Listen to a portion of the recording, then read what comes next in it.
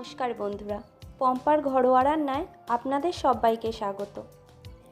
আজ আমি বানাবো কাঁচকলার খোসা বাটা। এখানে আমি নিয়েছি 5টা কাঁচকলার খোসা।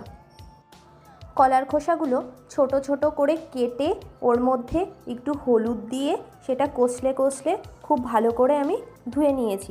হলুদ দিয়ে ধুয়ে নেওয়ার জন্যে খোসাগুলোর মধ্যে কিন্তু কোনো কালচে ভাব আসবে না। এদিকে একটা কড়াই গরম করে নিয়েছি। কড়াইয়ের মধ্যে দিয়ে দিচ্ছি 3 চামচ সর্ষের তেল।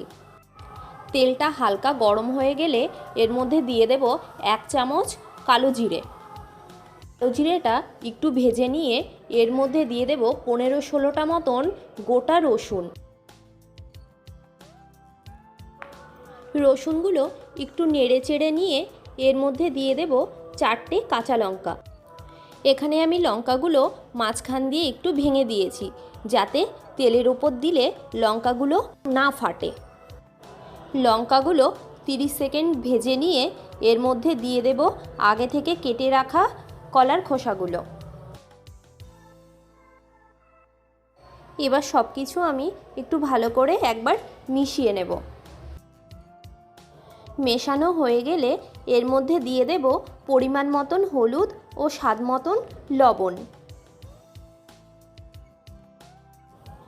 লবণ হলুদটাকে খুব ভালো করে কলার খোসার সঙ্গে মিশিয়ে নিয়ে এবার প্রায় 8 থেকে 10 মিনিটের জন্যে একদম লো ফ্লেমে এটাকে সিদ্ধ হতে দেব ঢাকা দিয়ে। ঢাকনাটা সরিয়ে নিয়ে গ্যাসের ফ্লেমটা মিডিয়াম টু হাইতে রেখে আরও 5 থেকে 6 মিনিট আমি ভেজে নিলেই রেডি হয়ে যাবে কলার খোসাটা বাটার জন্যে। কলার খোসা কিন্তু বাটার জন্যে পুরোপুরিভাবে রেডি হয়ে গেছে। খোসাগুলো আমি এবার নামিয়ে ঠান্ডা হতে দেব। খোসাগুলো ঠান্ডা হয়ে গেছে, এবার আমি বেটে নেব। এখানে আমি খোসাগুলো শিলে বেটে নিয়েছি, আপনারা চাইলে মিক্সিতেও বেটে নিতে পারেন। খোসাগুলো একদম মিহি করে বেটে নিলেই রেডি হয়ে যাবে কাঁচকলার খোসা বাটা। রেসিপিটা কেমন লাগলো অবশ্যই কমেন্ট করে জানাবেন। ভালো লাগলে বন্ধুবান্ধব আত্মীয় স্বজনের সঙ্গে শেয়ার করতে ভুলবেন না কিন্তু।